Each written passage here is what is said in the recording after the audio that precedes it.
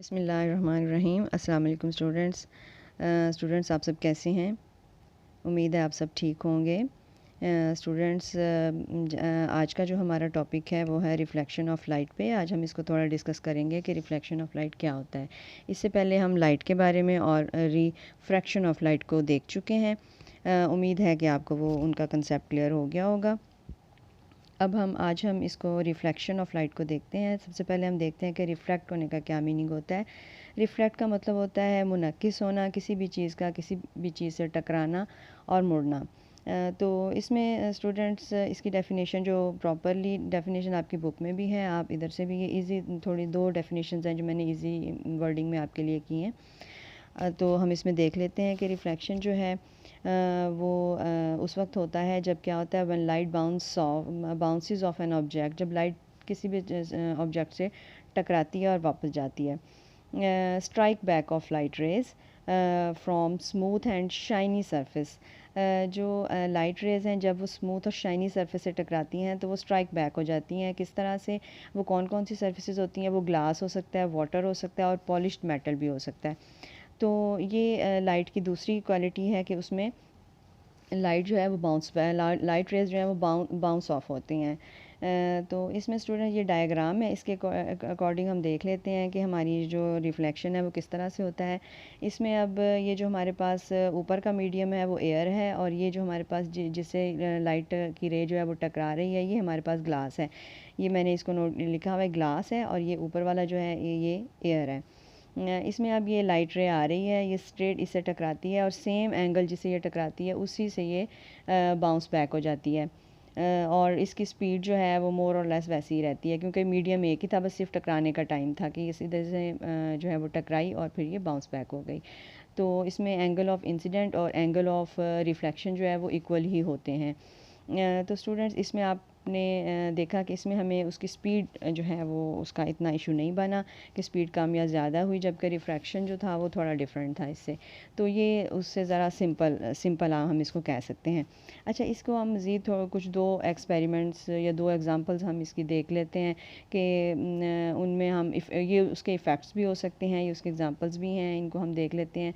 जैसा कि हम इमेज जो है, हम अपना ख़ुद का इमेज मिरर में देखते हैं, वो किस वजह से होता है? वो रिफ्लेक्शन ऑफ लाइट ही होती है जो हमें हमारा अपना इमेज जो है वो मिरर में नज़र आ जाता है। तो मिरर में जब हम अपना इमेज देखते हैं तो वो कैसे बनता है? वो इसी तरह से बनता है कि लाइट रे जो या वो ट्यूबलाइट है या बल्ब है या सनलाइट है जो विंडो से पास होकर आपके कमरे के अंदर आ रही है, तो वो आपके शीशे से या मिरर से टकराती है, टकरा के आपकी आंखों में आती है और फिर वो एंगल बनता है और फिर आप अपना ही खुद का इमेज जो है वो देख पाते हैं। अगर लाइट ना हो और अंधेरा हो तो आप अपना इमेज भी नहीं देख पाएंगे।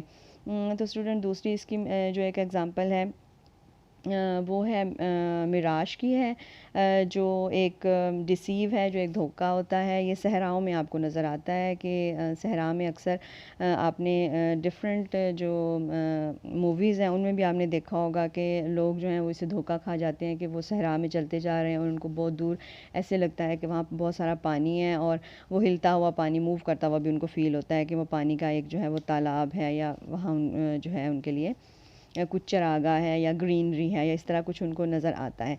लेकिन ऐसा नहीं होता, वो सिर्फ़ उनकी नज़र का एक धोखा होता है।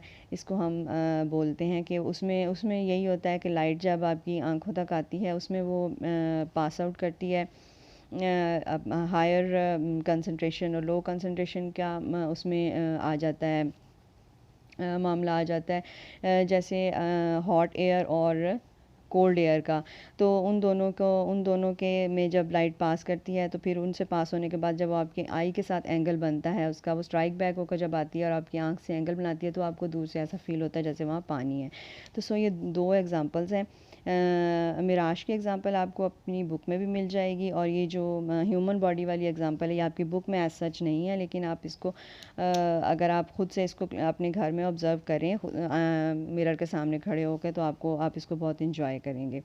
बिस्मिल्लाहिर्रहमानिर्रहीम। अस्सलाम वालेकुम स्टूडेंट्स, अब हम रिफ्रैक्शन ऑफ लाइट के बारे में देखते हैं। आपका जो प्रीवियस हमने जो देखा था वो हमने लाइट को देखा था कि लाइट क्या होती है, उसके बारे में उम्मीद है कि आपको काफ़ी हद तक समझ आ गई होगी।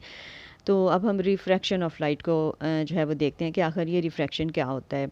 रिफ्रैक्शन का मतलब होता है कि अपनी रिफ्रैक्ट होना, किसी चीज़ का अपनी असल रास्ते से हट जाना।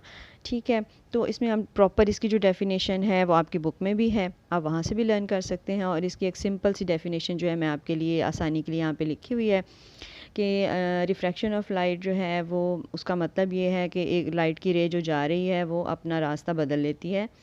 किस वजह से? ड्यू टू, जब वो एक मीडियम से दूसरे मीडियम में ट्रैवल करती है तो उससे क्या होता है कि उसकी एक डायरेक्शन में चेंज आ जाता है और दूसरा उसकी स्पीड में चेंज आ जाता है।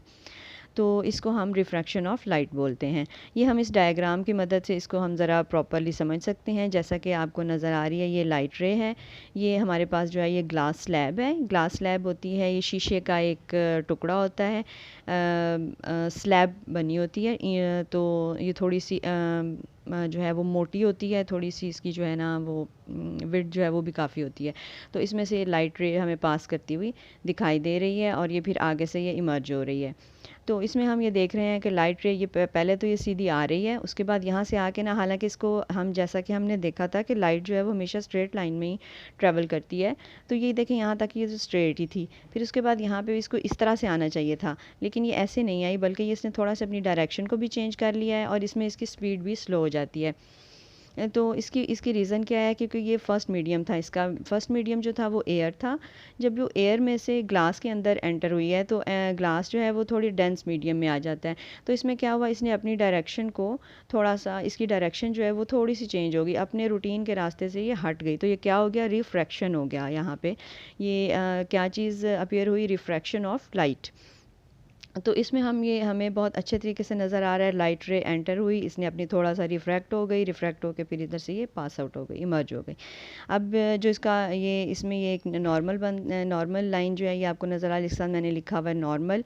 ठीक है, अब इसमें हम ये लाइट रे एंट्रेंस, और इसमें ये जो एक एंगल बनता है, ये आपका, इस एंगल को हम बोलते हैं, this is angle of incident. यानी जो सबसे पहला जो वाक़या हुआ वो ये कि यहाँ पे स्ट्राइक हुई, स्ट्राइक होके एंटर हो गई, एंटर होके क्या हुआ जी? एंगल ऑफ, उसके बाद फिर हम ये दूसरा जो एंगल इसका बनता है, यहाँ से जो थोड़ा सा इसने चेंज आया है, इसमें ये वाला एंगल जो है ये बनेगा, इसको हम कहते हैं एंगल ऑफ रिफ्रैक्शन। ठीक है स्टूडेंट्स, तो ये आपको उम्मीद है कि क्लियर हो गया होगा कि इसमें और इसमें थोड़ा सा चेंज आया। चेंज जो था यहाँ आपको इसकी डायरेक्शन में चेंज तो क्लियरली नज़र आ रहा है, लेकिन आपको इसकी स्पीड का चेंज यहाँ पे नज़र नहीं आएगा। स्पीड के चेंज के लिए हमें कुछ और एक्सपेरिमेंट्स को देखना पड़ेगा। अच्छा, हम इसके इफ़ेक्ट्स देखते हैं और उसमें उन एक्सपेरिमेंट्स को लेकर देखते हैं कि जिनसे हमें इसकी स्पीड का पता चलता है। तो स्टूडेंट्स, इसमें फ़र्स्ट ऑफ ऑल जो है वो है, if we look at a tank of fish. अगर हम फ़िश टैंक को देखें, जिस लाइफ जो होता है, मतलब जिसमें ज़िंदा मछलियाँ होती हैं, या आप एक्वेरियम को देखते हैं, तो उसमें आपको नज़र आता है कि उसके जो बॉटम है वो बहुत करीब नज़र आता है और फ़िश का साइज़ भी कुछ छोटा नज़र आता है। जब फ़िश को बाहर निकालते हैं तो आप कहते हो ये थोड़ी सी बड़ी थी, लेकिन हमें ये छोटी नज़र आ रही थी। तो this is due to refraction, कि वो रिफ्रैक्शन इस तरह से वो बना कि वो आपको एंगल इस तरह से बना कि आपको वो उसका साइज़ छोटा नज़र आए, क्योंकि लाइट जब एयर से उसने जब वाटर में ट्रैवल किया तो उसकी स्पीड कम हो गई। स्पीड कम होने की वजह से जब उसने आपकी आँख के साथ एंगल बना तो वो उसमें आपको उसका इमेज इस तरह से नज़र आता है।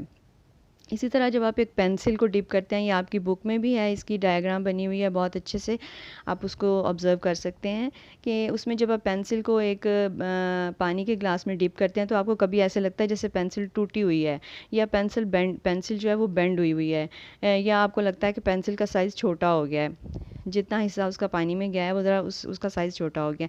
जब आप उसको बाहर निकालते हैं तो आप देखते हो कि पेंसिल तो अपने ओरिजिनल साइज़ पर ही है, लेकिन ये सिर्फ आपको एक इमेज ऐसा दिखाई दे रहा था कि आपको फ़ील हो रहा था कि वो पेंसिल का साइज़ छोटा हो गया है और वो जो बॉटम है वो ज़रा ज़्यादा करीब है।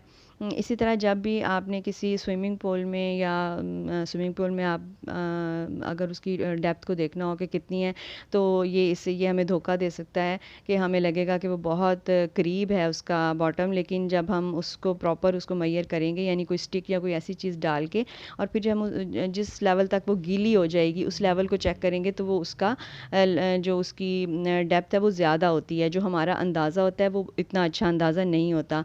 तो स्टूडेंट्स, ये कुछ एग्जांपल्स थी रिफ्रैक्शन की। उम्मीद है कि इससे आपको रिफ्रैक्शन ऑफ लाइट से रिलेटेड जो है आपका कंसेप्ट कुछ क्लियर हुआ होगा।